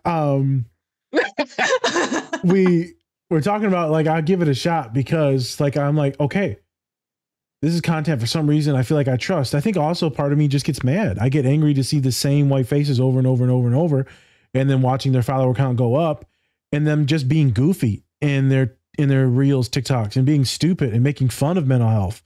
And like, all right, do your thing, have fun. I get it, being neurodivergent, weird, cool. But also, I know it's education and we post a lot of stupid shit too. But sometimes I feel like you harming shit and not educating. Yeah. But also I could just be mad because I dislike that population because I've been so harmed from that population in my current work setting. And so I hold this horrible grudge and I'm like, nah, come across Jay's, other Black women, brown folks, Rich Halls while we had him on the pod. Like, Rich just put out some shit today, Spence. Was like fucking awesome as a reel. I guarantee he probably gets 3 likes. Yeah. And it's terrible because he's an amazing therapist as well as just overall great person. Loved having him on the show. And I think also with everything that's kind of going on with that, it's like that population really gets a chance to be, they can do whatever they want. They can be different. They can go against whatever. But as people of color, you have to toe a certain line or else you're seen as different. And you're also going to be like just tasked that way. That's people are going to look at you differently. Different. Right. And, and that goes also with the community as well. I mean, like, for example, like somebody like Donald Glover, who is amazing, very talented in everything he does, is also seen as different, is seen as a guy who's quote unquote white because he does certain things that's not in pocket of the community. Right. And even though he is very supportive of the black community, he's seen as white because he dresses differently, he Talks talks different. differently, and things like that. And so you have to play this game of like, who am I going to be, trying to make happy today? And for the most part, it's all about trying to make yourself happy because you're not going to make anyone happy at the end of the day. You're not going to make that side happy. You're not going to make All that of them, side yeah, happy. all of them happy. I Yeah. mean, it's just like in Yourself. Selena. They say it in Selena. Like in Selena, they're talking about being Mexican American, but like for me, that really resonated with me when I watched the movie too, because I will never be Taiwanese enough. My Mandarin's not that great, but I will never be American enough either. And people say to me all the time, like, wow, I'm really impressed at your American accent. I knew you was gonna I'm say like, that shit. well, I was born in California. This is my first language. Yeah. It shouldn't surprise you. Here's what it is. But it does. Yep. It does. It always does. I think what we deal with the hard as a podcast too is, we're dudes. So a lot of women have been hurt by men. So to see two big old boys talking, it could be weird. And then when they get to listening, they get to being on the pod, or they get to have fun. Like, holy shit, these guys are actually like, they're decent humans that are fun, like actually educating. But a lot of people won't give us a chance because they see it, or maybe it's not crisp enough. We're not goofy enough. We're not symmetrical, thin enough, right? Because everyone is fat phobic as shit. And so we avert our eyes from some things. It's a complicated world, the social media thing. It is. So we're going to do one last pivot, Spence. And then we'll get to the next scene. So in here, though, Jay, we talked about that medallion. So he grabs this medallion. What the hell was that about, the medallion in that song? Yeah. So if he takes the medallion, he gets to go into retirement, which is going back and living his life as immortal. Okay. Right? Like he never died, but in current day. And it means that he's chosen to live his life again. And he's chosen to do something that he is scared to do and has been scared to do for a really long time. So that moment of grabbing that medallion is so significant. What does this mean for you? Like, what was the medallion moment in your life? I feel like it was when you changed careers, or is it when you got into therapy? Is it when the medallion, when you said, I love you to your sister and I'm sorry? Is it the medallion in all those moments? I think the medallion for me, this is not going to sound as impactful as all of those things that you mentioned. I'm done with you. Because I have a different thing for that. Okay. I eat a ham and cheese croissant every time I'm going to do something gutsy. But yeah, I mean, how did people not know that I was autistic? Come on. Yeah. So Same food. Right? It's like, this is a very symbolic food for me. Every time I do something gutsy, I'm going to get the same exact thing. And if it's not available, I will drive 2 hours to get it. Right. Oh, wow. Damn. Yeah. You are autistic. Yeah. And every time I am celebrating a big win, I get fried catfish, and it has to be like a cornmeal fried catfish. And those are not easy to find in most places unless you live in the South. And so I actually do have to drive to a place in Seattle when that happens. I've done that twice now since I moved here. Anyway, so the medallion for me really was the moment after I watched this movie where I said, I'm going to do the things that scare me. I'm going to be part of this world. I'm going to allow myself to open myself up to other people. And this was 1.5 years ago. Yep. When you were suffering. At that time, I don't think I put the podcast out yet either. Like, I was really terrified of being any sort of a public figure. I think the pandemic did kind of a number on me with like, xenophobia and stuff like that. But I have always been scared of criticism. Yeah. And people seeing me and thinking I wasn't enough, like I wasn't thin enough or pretty enough or any of these things. And I think the medallion moment was, I'm going to live my life the way that I want to live it and not be afraid to do it anymore. So even when I started doing social media posts and I started showing my face in public and I started doing, the podcast stuff, like I have a rule I never wear makeup. I never style my hair. Okay. All natural. Yeah. The most preparation that I will do is I will put these glasses on. And I like the glasses. sometimes I will change my shirt if it was like the same shirt I was wearing in another video. Okay. And it's just so I can tell the difference between the videos. But You changed your shirt that on is the camera? We're about to start that Wait, OF, son. What reel was that? What kind of podcast was this? I know I was watching this shit or something. That makes a lot of sense. Yeah.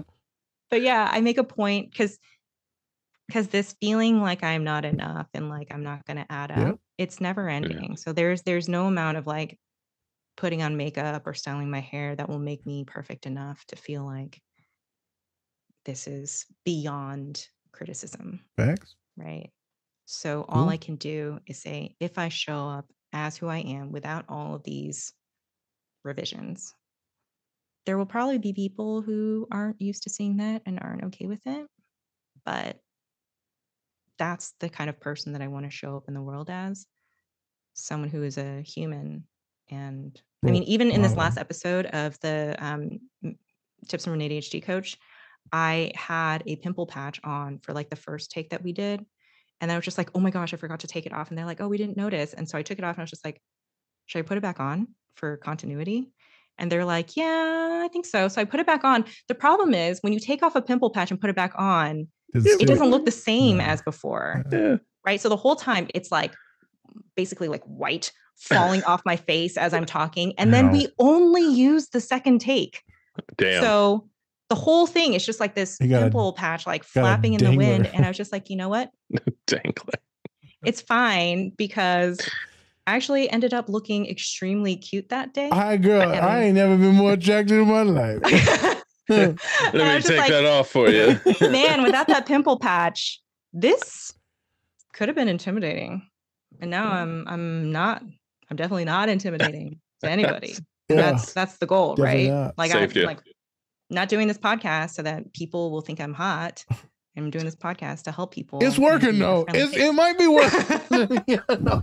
It's the most I've ever flirted in my entire life. I know. I'm like, Jesus I need Christ. to Oh, down. roll it in. I know. Down, Spencer's boy, so down. uncomfortable right now. Put Down, him boy, down. down. Put him down. He's a heat. Oh, he's gonna be out. You know, There you Yeah. And to the point where like my friends will comment, they'll say, like, wow, Jay, are you wearing jeans? I'm like, oh, you noticed. go. What do you wear? Like sweatpants all the time? Yeah, I wear sweatpants or Okay. like I knew it. rompers and like onesies and like soft things all the time. Like I it's fine. I don't care. And you know what? I think I look pretty cute in sweatpants. I'm just gonna say that. No comment. Yeah, I'm gonna stop because it's gonna get real. You are trying to bait this man. Girl, And I don't like it. How? I just said I wear How? sweatpants every day. Girl, don't Every start. day. Dude, look at that face. I'm Look glad at I'm gay as hell. Man, I'm not even gay. Yeah, I know. I was at work, or maybe I was with a client. I don't know what happened. And I said, I was with a client. And I said, girl, you need to eat your fruits because ADHD, she's not eating, also stressed out, and she's getting ready to pass out. And so we're talking about food and all this different stuff. We're talking about what you can make in the morning that's real quick and easy. And we were talking, and I said, I mean, she's like, I ain't got no fruits. I said, girl, you got some fruit right in front of you. And then she's just like, Nas, I hate you. And then I was like, and then she's like, actually, I do have fruit in my freezer. It's like, you jackass. Okay, so that's a confession. I don't eat fruit. That's fine. Okay, yeah, no problem with that. I know people who don't eat like anything green. They don't eat it. Oh, I mean, like I eat vegetables. You I just don't actually eat fruit. like vegetables. I think I It's eat opposite. fruit maybe like 10 things of fruit a year, maybe. That's like fine. it's very rare. I just Yeah, figured something nothing wrong easy with in the that. shake. And then, well, nah, the shake takes me 15 minutes. I said, you throw some fruits and mice and some water and then it's done. Well, you know, you got your protein and this and that. I said, I hate how autistic you are. They're like 2 seconds of scooping in protein. Well, she said, you got to measure it. I'm like, I'm done with you. Measure it. That's what the scoop is for. Oh, I disappeared. I hope I disappeared again. All right. Let's get into this last scene and I chop can't it do up. it. The hell you doing? I'm trying to disappear. Wait a minute. There I am. I can't do it. Anyways, the power of Christ compels you. All right, next scene. So, would you like to explain what this scene is and why did you pick it? Why? Yeah. So the scene happens right after Ebenezer Scrooge expects that they had the big reveal. Like, you are redeemed. And then, time stops and like the whole team comes out and sings a song and they bring out chili. Yeah, that's a thing. But in this situation, they prevent something bad from happening. And he thinks that like this is going to be the moment and it doesn't happen. He's just like, what happened? Like, it's supposed to be all this thing. He's just like, well, nothing changes. Nothing changed. I'm still going to be a piece of shit tomorrow. I'm still going to be a PR guy spinning stuff tomorrow. I'm not a different person. I just did this one nice thing. And so Will Ferrell's character is distraught and he's just like, I failed my mission. I need to go back. I need to go back. I need to go and fix things. And so he goes and leaves the ice skating rink on this rooftop because that's what New York is like. And they're having this conversation running down the street. And I don't know if I'm supposed to say what happens during this, but the Ryan Reynolds character has this like really great thing about how it's not being good or bad. Sometimes it's just, waking up every day and deciding to choose good choices and make choices that would make us a better person, but it's not a binary of you are good or you are bad. Right. And that really sticks with me a lot. I think it's something that's good to remind myself of all the time. Like, even if I'm a piece of shit, when I wake up the next day, I can choose to not be a piece of shit. Yeah. I think we do a lot of shitty things in life all the time, but it doesn't make you a piece of shit. I think people fuck up all the time. Doesn't make you a fuck up. There's certain people that enjoy doing that. Most of us have deep shame and guilt and self-hatred when we're a piece of shit to someone or we mess up, right? We know that we fucked up, and that makes us fuck up usually even more because we hate ourselves even more. And so we act more angsty, more angry, more hatred to others because of our own stuff. And we just sit there and we live in that hell. And it's hard to break out of that prison until you start to tell people, maybe it's okay. Well, I became my father. Or I became my bully or my abuser. Did you? Did you? Because you're sitting here thinking about it and really sad about it. Well, it sounds like the other person enjoyed inflicting pain on their children, enjoyed inflicting pain on these other folks. So you're sitting here not wanting, the fact that you're not wanting to ever be like them, the fact that, trigger warning for folks, the fact that you're thinking about killing yourself because you don't want to be like that person, it means you could never be that person. You're trying to, I'm trying to tell you, bro, most of the time my folks will spiral. And they're like, bro, I can't do it. I would hate to hurt someone else and like that. So the OCD will spike up and they'll think that they're going to, they need to take care of themselves. Why did you have the hesitation on that? Well, I don't think that, I think in this like intergenerational trauma cycle of abuse and toxic behavior, I don't know if it's enough to not want to be that person to stop the cycle, but it's exactly what you're talking about, where it gets worse when we descend into the shame, right? 100%. Like when we go full shame, everything gets so much worse and it becomes really hard for us to kind of pull back and be good. And that's why a lot of what I advocate for, I actually submitted this topic to the conference this year and I wasn't accepted, probably because of the interaction that happened last year. Oh. But what I advocate for is knowing that there's a way to reverse the train. And this is something I talk about a lot with my peers and a lot of my clients, is that we can do things that suck Every human will do something that sucks. There's no human alive who is too good to do sucky things to people. I suck all the time. Yeah. I suck all the time. And there are things that we do that hurt people, and sometimes we don't even realize that we hurt them. Right? Like sometimes I'm not aware that this is something that's hurtful towards them. Yep. And so when they tell me, that is an opportunity. You know what I mean? Yep. Like everyone thinks that if someone tells, like, let's say my friend tells me that I've been a shitty friend to her, the first reaction is like, well, fuck you. I've been a good friend. What about all these other times, right? Like that's our natural reaction to like protect ourselves. But really, why did she bring that up? She could have ghosted. She could have not said anything and just never talked to me again.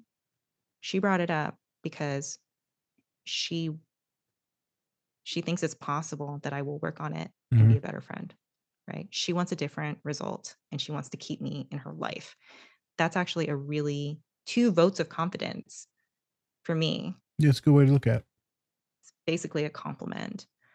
And so if I take that and I approach it with validation, with all these things, if I tell her that I'm sorry, I never wanted to make you feel that way.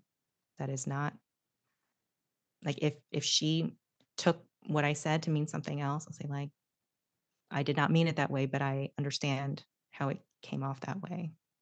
I can see why you took it that way. I get it. And I'm sorry. And the key to reversing the train is not just saying sorry. It's not saying like, I'll do better. It is addressing the actual damage that we have done, right?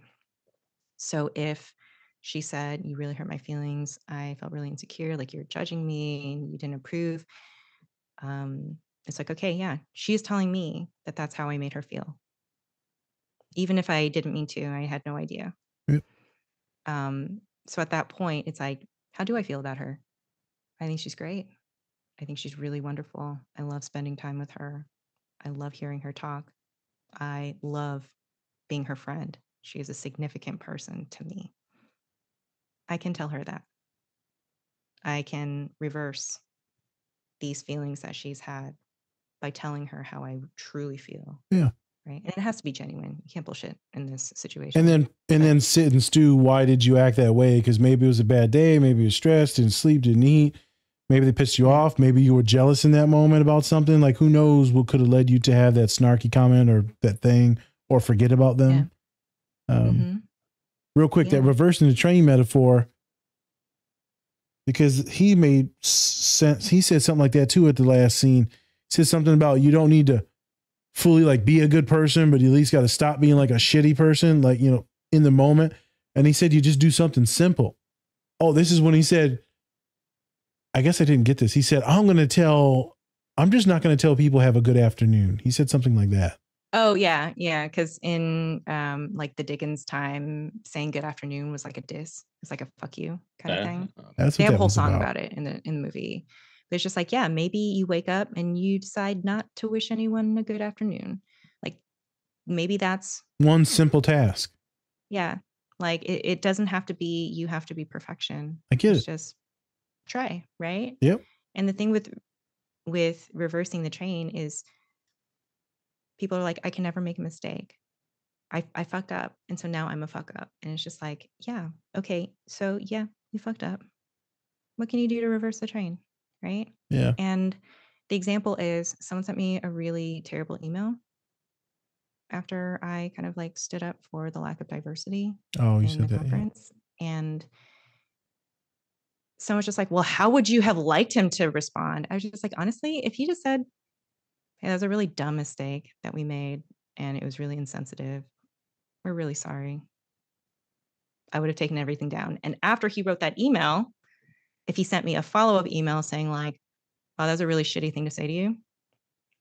You didn't deserve that. I think I just reacted because I felt really threatened. Yeah. Like you were saying that I was doing a bad job.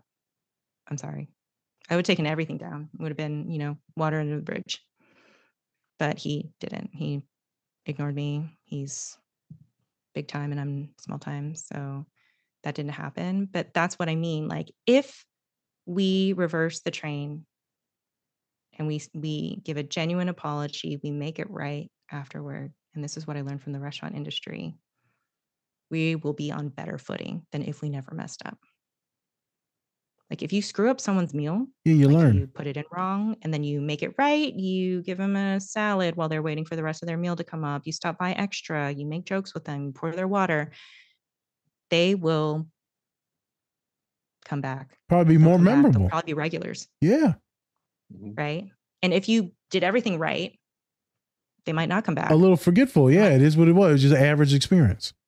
Yeah, exactly. And so that's what people don't really understand. It's like, yeah, we can be imperfect. So, you know what I learned from this is I'm about to go be a piece of shit to everybody and then make up for it, and then they'll remember me. He was such an asshole, but then he came back. Thank you, Jaye Lin. It was nice. Jaye Lin, my work helping out the show and society. Yep. Real quick, I'm still processing some stuff you said earlier about the therapist. A lot of us are really good at being really shitty to people. Doesn't matter what gender. Mm-hmm. Because we know what to say, what not to say. So I want to focus on that. And ADHD coaches are going to know it too. Helping professions, we're going to know what makes humans tick a little bit better. And so I may know what to pick at on Spence to make him tank. And he knows, because he's been a friend of mine for years, what to make me tank.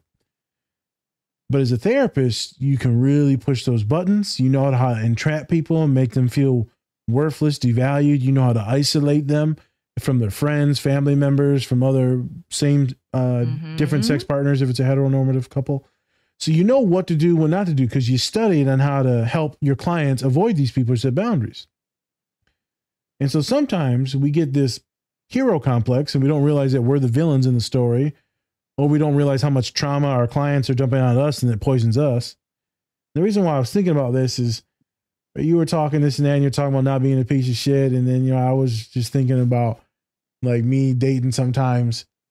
And it's so easy to say everything that the other person wants to hear, because I know what the people want to hear, specifically the person that's probably dating me or wants to date me. I don't know what to say. And it feels really easy. And I'm just like, why am I doing this? Am I doing this just for attention, or just to be physical, or just because I'm bored? I don't even like this person. Sometimes I remember having that feeling in the moment. I'm like, why am I doing this? This is stupid. I'm like, Spence, let's leave. Because he happened to be with me on one of these things. Yeah, I was not dating him. No, just to be clear, he was third wheeling. He brought me. I did not know I didn't know at all. I thought we were just, me and him were hanging out, gonna eat food and go check out some like local concerts that were happening. I brought a woman. No, yeah, you got invited to a group date. I did, and unknowingly, and it was so fucking awkward, but so awkward. And I'm like, why? Actually, we had a blast. I'm not gonna lie, we had a blast. She did not. She did not. And I feel like a piece of shit because that was fucked up that I like kind of let her on, but I don't know what I'm doing, this and that. I mean, it is what it is, but we fucked up. And that I legit felt really shitty after that. My nephew made fun of me of being a piece of shit, and my nephew is a piece of shit when it comes to dating. Yeah. How old is he?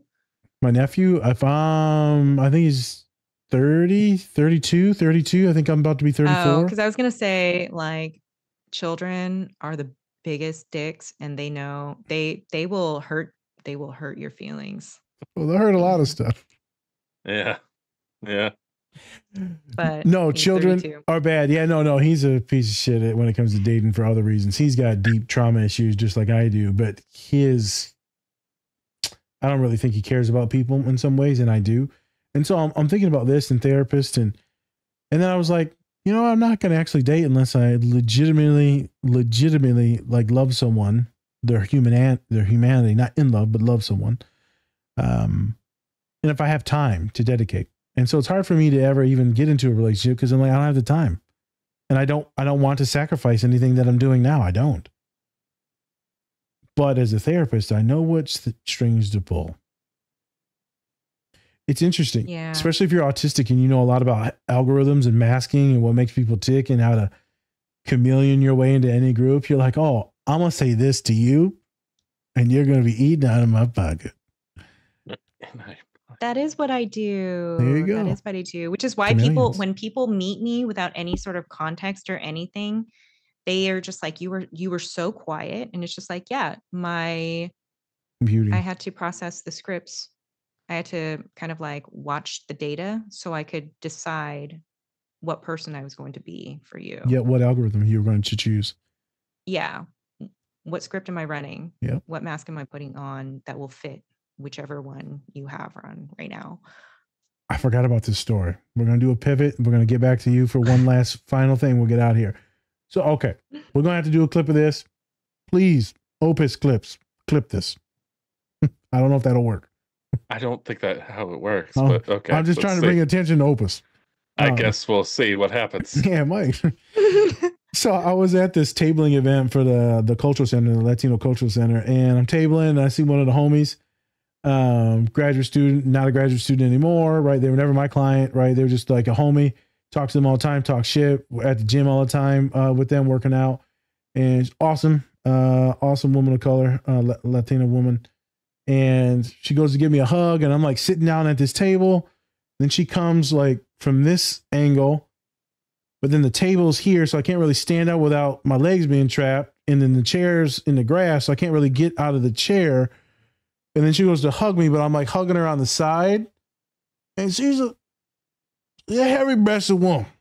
Oh my God. And so I couldn't like fully perpendicular hug her. So I ended up doing this side hug, and then she's shorter, so I put my head down. And I'm like, am I right in the... And then I'm like, and the tatas. How do I get out of this? I never signed up to hug anyone, but she came at me like this. Yeah, and you're just like, now I'm sleeping on her pillows.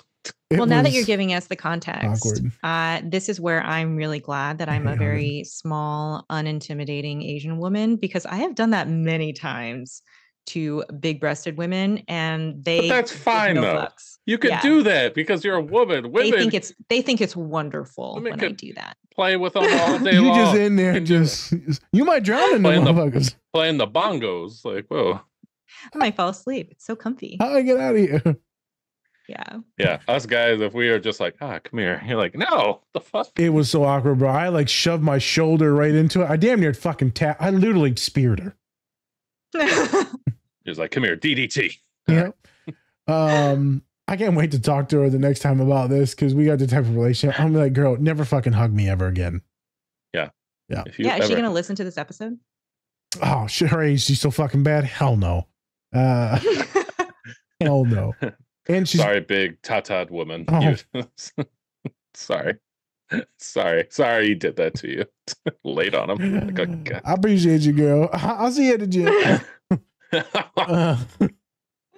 I'm gonna tell her I talked about this, and then she will watch it. She'll fucking crack up. She's like, no, it's fine. And I'm just gonna be like, never hug me again. Okay, it's never fine when anyone says it that way. Yeah. It's fine. Yeah. Goes for the hug immediately, just hand to face. I know. Get out of here. I just, hugging people is so awkward, man. You're very awkward, man, when it comes to hugs. I know. I'll tell you that. I try to give you a hug. You're just like, oh, okay. I guess we're doing this. All right. Well, because if I want to, if someone isn't leaning into the hug, it is always awkward, because it's just like I feel like I'm like plastered against them, like. Why are you so short? Why you look short when you hug people? Like, I can tell they leaning on you, girl. I am short. I know. They're like why. the breast right on you. Oh my God. The male breast. It's right on top. Male breast. Hey. Also very soft. Hey. Also very comfy. Well, very supple. Mine got muscle. So. All right, calm down, okay. Okay, Big Bear. All right. Oh, hairy knuckled looking motherfucker. I can't stop talking about Robin Williams and his hairy ass knuckles. You really can't. He really does. He had some hairy arms. I had to show a client, it's the two of my young students I mentor, his hairy ass hands. Yeah, I had to. He's like, I must show you this. Had to. She was like, he wasn't hairy. I'm like, girl, let me show you. I typed in Robin Williams hairy knuckles. Stop what you're doing.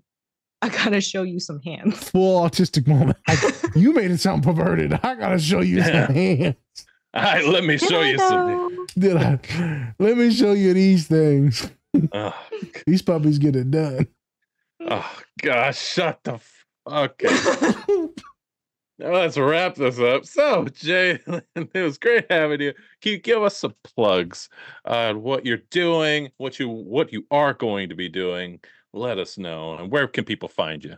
Oh my gosh. Okay. So much pressure. Am I going to remember all the things? Okay. I hope you So do. if anyone wants to follow me on Instagram, it's at ADHD Jaye. Okay.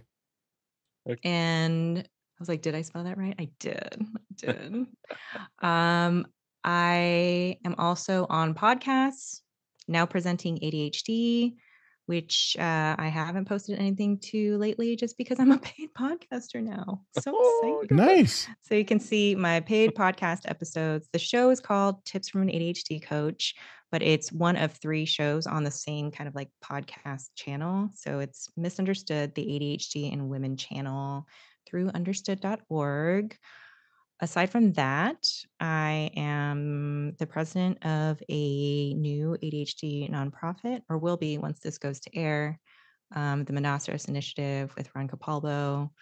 We're trying to bring more diversity and inclusion into the ADHD space because it's not a priority that a lot of these organizations want to do. So we're trying to do that, make it more accessible to a lot of people to participate in this community. Facts.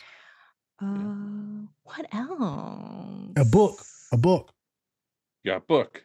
You're writing. Yeah, but I mean that's not going to be for like at least a year or 2. So Well, I'll still plug that say later. it. You cook Okay. it. You cook it. Okay. Yeah. I am writing a cookbook for people who have executive dysfunction. So ADHD, autism, all these great things. So simplify the process of cooking so it's approachable for all people. So there is that. It's only going to be ham sandwiches and catfish. Okay. It's a ham and cheese croissant. We like to be exact. Croissant.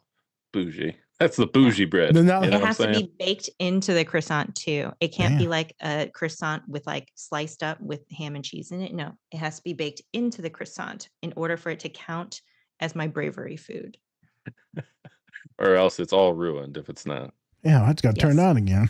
That's not even a joke, Spencer. I know. I know. Autism. It's a real thing. I know. I know. Yeah. So yeah, when Nas said that I am autistic as fuck, I am. She knew. It's true. She knew. 100%.